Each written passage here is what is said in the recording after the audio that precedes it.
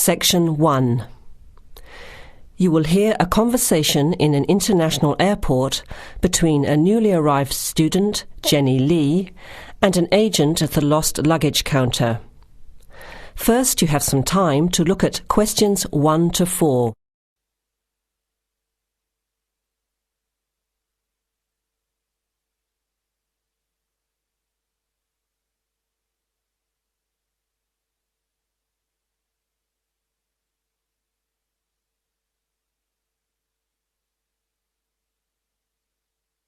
Notice that an example has been done for you. This time only, the conversation relating to the example will be played first. OK, who's next, please?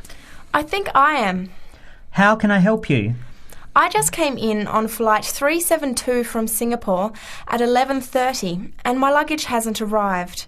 I've been waiting at the baggage claim for about half an hour now and everything seems to have come off the plane. The conveyor belt has stopped and all the passengers have gone. So I came here to find out what has happened to my bag. The time now is 12 o'clock, so letter C has been circled. Now let's begin.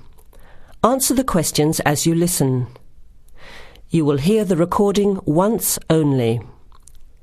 Listen carefully to the conversation and answer questions 1 to 4.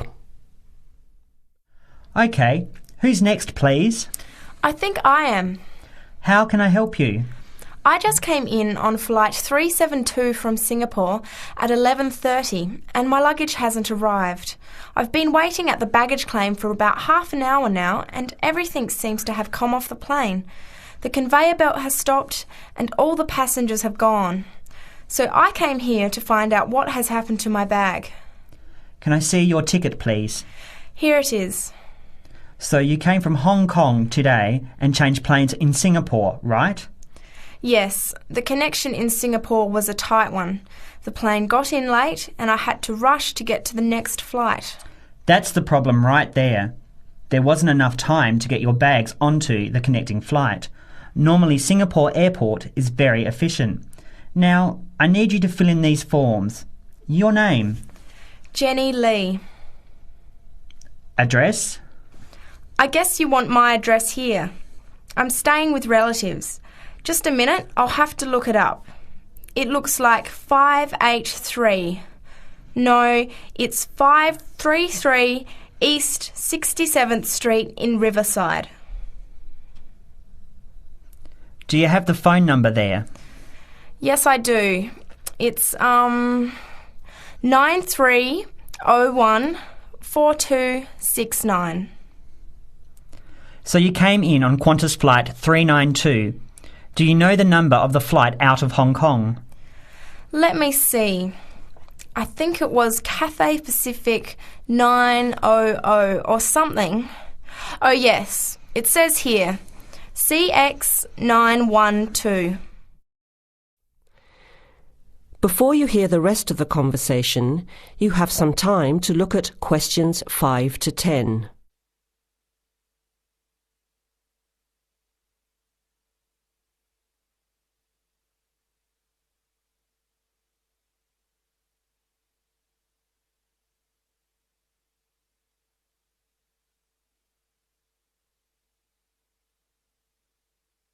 Now listen and answer questions 5 to 10. Right. Now, I need a description of the luggage. How many pieces did you check in? Just one. Can you describe it for me? Here is a picture to help you. Okay. It's a big bag, like this one. Rectangular. Not hard shell, but soft covered, and it has a zipper around the front. Is it black? No, sort of a grey colour. Any identification? Just a tag with my name on it. Any other features? Well, it has wheels and a retractable handle on the end, so you can pull it, as well as the handle in the middle. OK, that's fine. Now, if your bag missed the connection, I'm sure it'll be put on the next flight. I'll email Singapore as soon as I finish here. The next flight comes in at 17:50. That's 10 to 6 this evening. You can pick it up then. 10 to 6? That's too long to wait. Can I get my uncle to pick up the bag on his way home from work? Sorry, you have to be here yourself to clear customs. Of course, I almost forgot. Will the bag come here, to this desk? Yes. You pick it up here, then take it over to the customs area. By the way, don't forget to bring your passport. You will also need to have the key plus your ticket with a baggage claim number on it.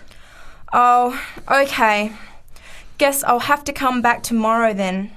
It's lucky I packed everything I need for now in my carry-on bag. Yes, that's always a good idea. Be prepared. That is the end of section 1. You have half a minute to check your answers.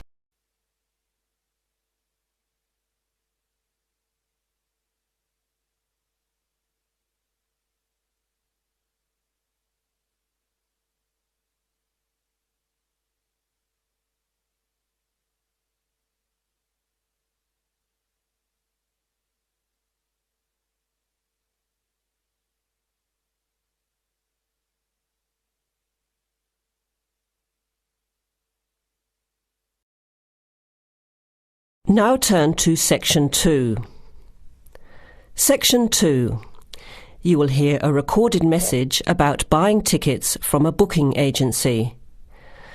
First, you have some time to look at questions 11 to 15.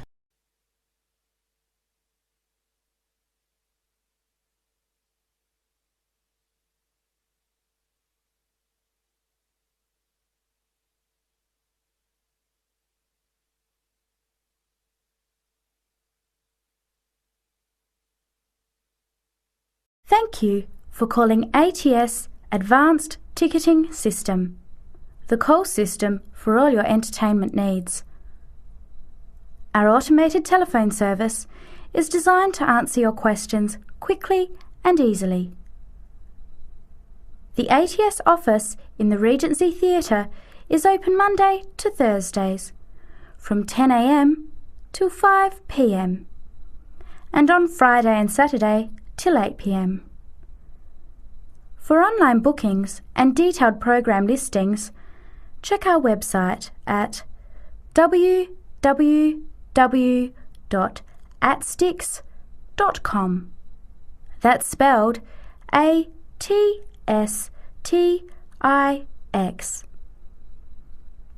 Please listen to the choices available. You may press your choice as soon as you hear it to get more information.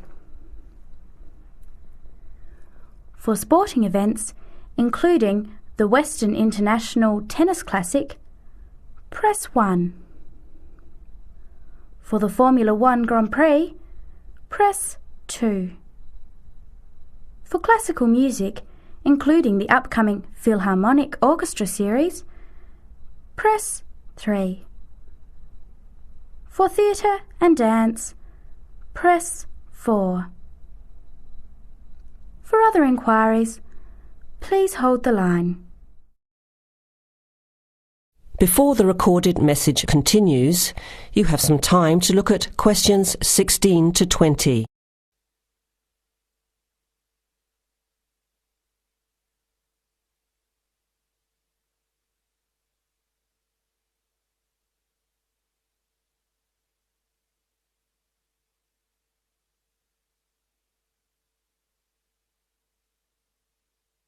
Now, as the message continues, answer questions 16 to 20.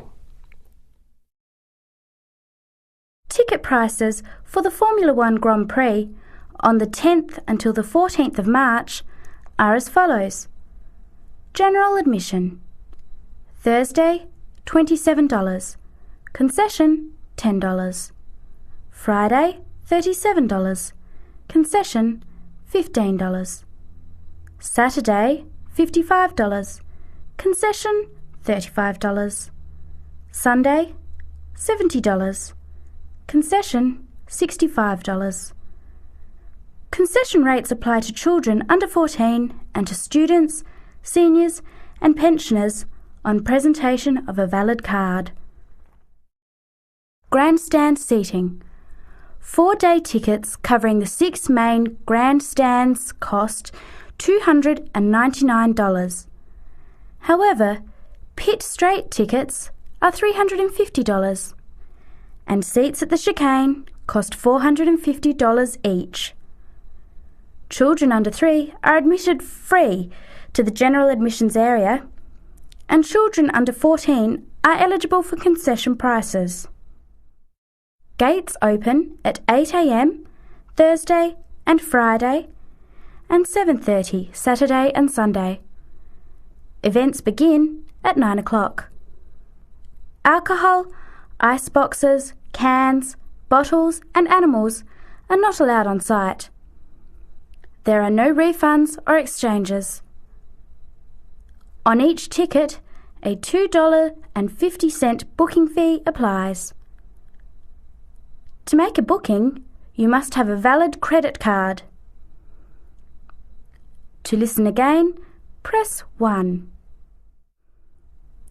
To make a booking or to talk to a ticket agent, press 2. Your call is in our queue. You can expect to wait about 3 minutes.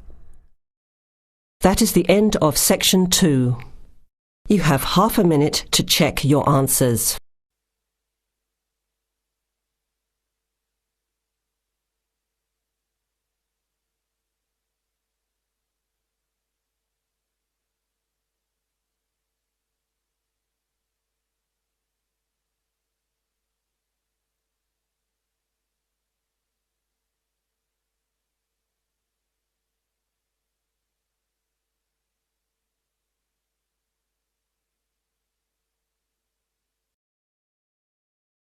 Now turn to Section 3.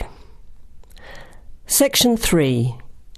You will hear a discussion among 3 students who are organising an international film festival at their college. First, you have some time to look at questions 21 to 24.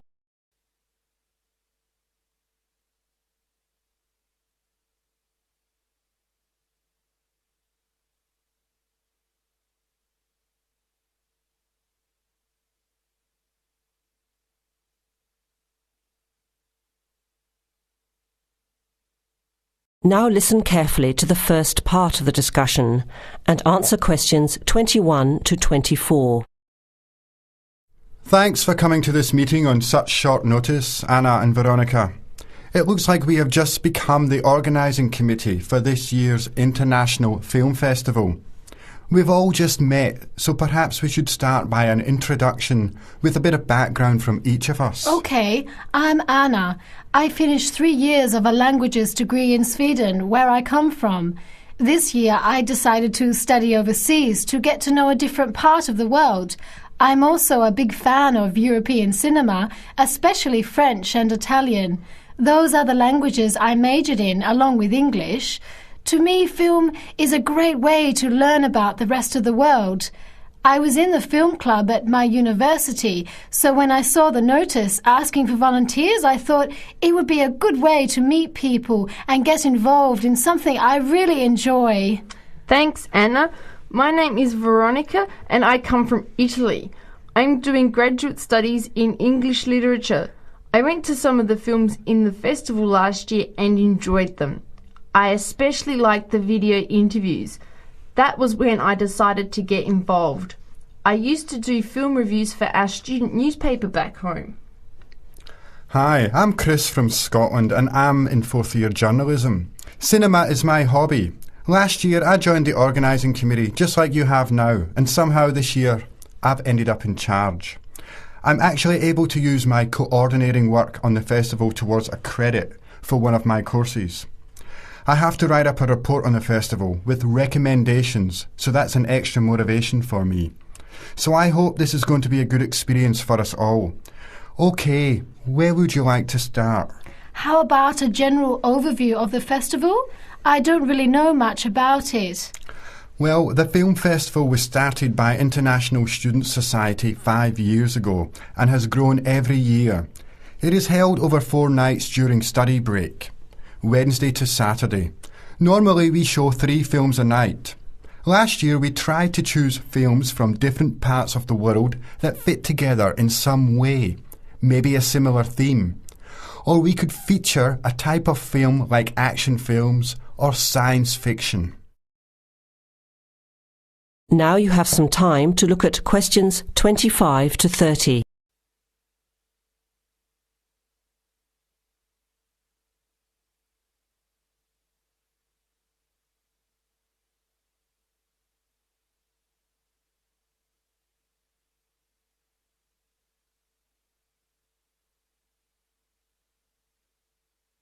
Now listen to the rest of the discussion and answer questions 25 to 30. Who picks the films?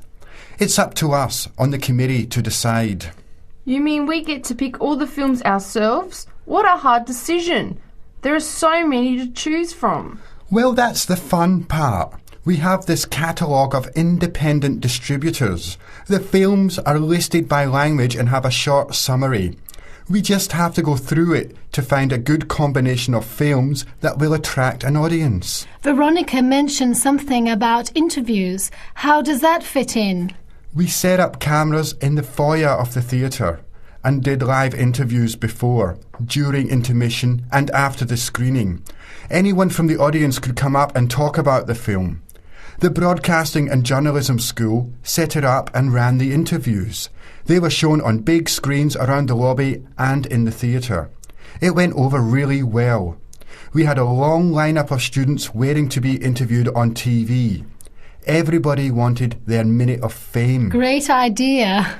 Yeah, it worked really well. We should certainly do something similar again. Maybe even develop the idea further, like a website with audience reviews and discussion, so we can get as much participation and involvement as possible. Hey, that's a good idea. Can I ask a question? None of the films are in English, right? Are they dubbed or subtitled? Well, we do occasionally choose a film in English, but only from unusual places where the dialect is so strong they sometimes need subtitles, like the Caribbean or even Scotland. The majority of films in the festival are foreign language, dubbed in English. We've learned from experience that students don't like reading subtitles. Maybe they read too much already. Whatever the reason, the subtitled films get smaller audiences, so we avoid them as much as possible. So how large an audience can we expect, and how much does it cost to get in? It costs $5 per film or a $20 pass for the whole event. All 12 films for the real movie fan. We would have broken even last year, except for a bad storm on the Friday night. We almost had to cancel the whole thing.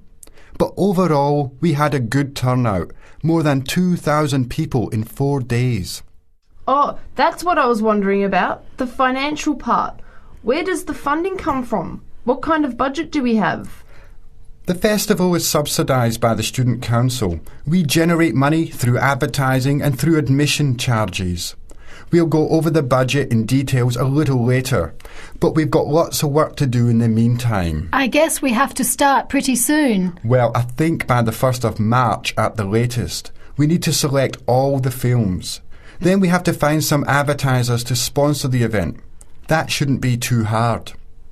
We'll just start with last year's list. Our deadline for that should be the middle of March. By the end of March, we need to design the programme. Then we can get posters made up and distributed in April. Like you said, we need some clever promotion, something to generate interest and get people talking. We have 4 months to get ready. It should be enough time. OK, where do we start? Let's start by talking about films, since that is the best part, and see what we come up with.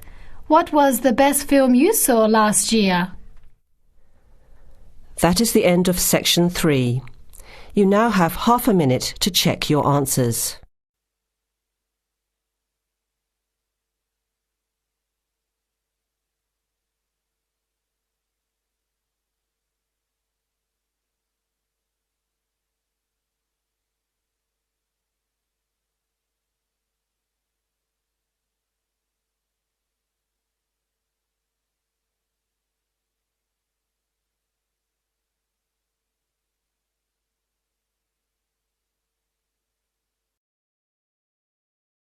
Now turn to Section 4. Section 4. You will hear a talk given by a lecturer to a group of civil engineering students on the reed bed system for sewage treatment. Before you hear the talk, you have some time to look at questions 31 to 34.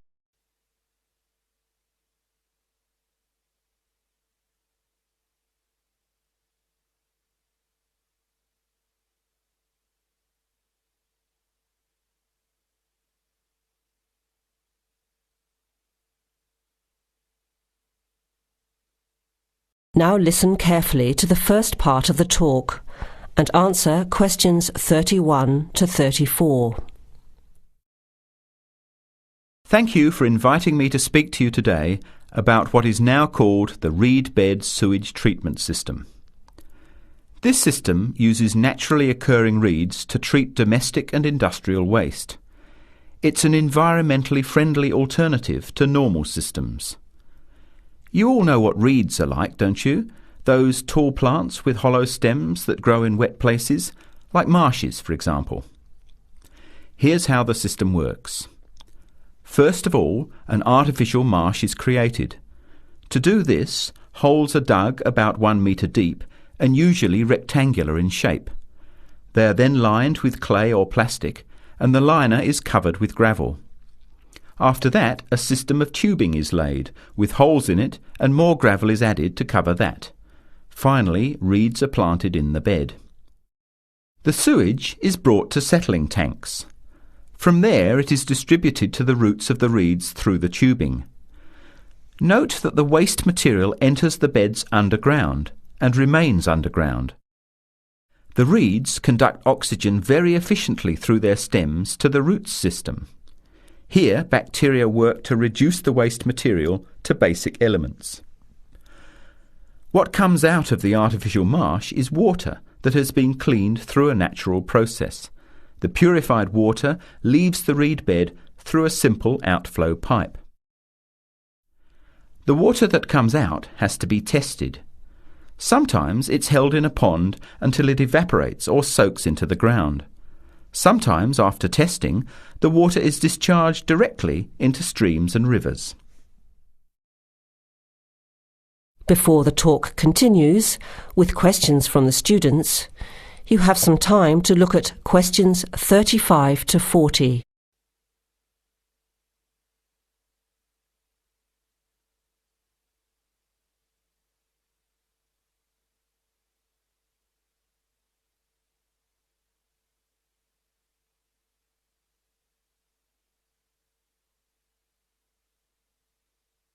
Now, as the talk continues, answer questions 35 to 40. The reed bed system originated in Germany in the 1970s, and installations have been built in a number of countries throughout the world. To give you an idea of the size and appearance of a reed bed installation, an area of 3 by 5 metres approximately would be adequate for a single house. It would look like a pond overgrown with reeds. There are cities with 150,000 people in Germany whose entire sewage treatment requirements are served by reed bed installations which extend for 10 to 20 hectares. There are two wonderful environmental advantages. First of all, reed bed systems are natural composters. As time passes, high-grade soil builds up in the beds. The soil can be removed and used for agricultural purposes. Soil produced from waste containing heavy metals would of course have to be tested and the toxic material removed by chemical processes. An additional advantage is that the reed bed can function exactly as a marsh, providing a healthy natural home or habitat for waterfowl and other birds, insects, reptiles and mammals. But there are practical advantages to a reed bed system over existing sewage treatment plants as well. At all levels, the cost is lower than for normal systems. Labour costs are a fraction of the costs of a conventional system. Typically, a large-scale reed bed installation will cost 10% less than a mechanical system. They require little maintenance, and unlike mechanical systems, the efficiency of reed beds increases over time. But before we go any further, you must have some questions. Maybe this sounds too good to be true. That's exactly what I wanted to ask. If these systems have so many benefits, why aren't they more popular? Why don't we see them everywhere? As I said, the technology is now almost 40 years old. Demonstration projects of all types have been built and monitored and are slowly convincing regulators of the advantages of the system. But you have to understand that regulating authorities are by nature conservative and resist change. Typically, there's a lot of opposition to these systems by manufacturers and by everyone involved in maintaining the conventional systems. Reed bed systems require fewer staff to operate, so there would be a decline in the workforce. Therefore, unions would resist the change as well. What happens to reed beds in winter? Does the efficiency decrease? The above-ground part of the plants die back in cold weather, but the roots remain alive and active, and the system continues to work just as effectively in winter. As soon as the weather warms up, new reeds appear and grow quickly. Is there a problem with mosquitoes in these ponds? Well, they're not exactly ponds with standing water. The beds look more like a field covered with long grass. The soil is moist, but not like a swamp, so there would be no more mosquitoes than in any other field. Remember, the effluent enters the beds underground and remains underground. OK, let's get into some of the technical details now, and I'll answer questions as they come up. That is the end of section 4. You will now have half a minute to check your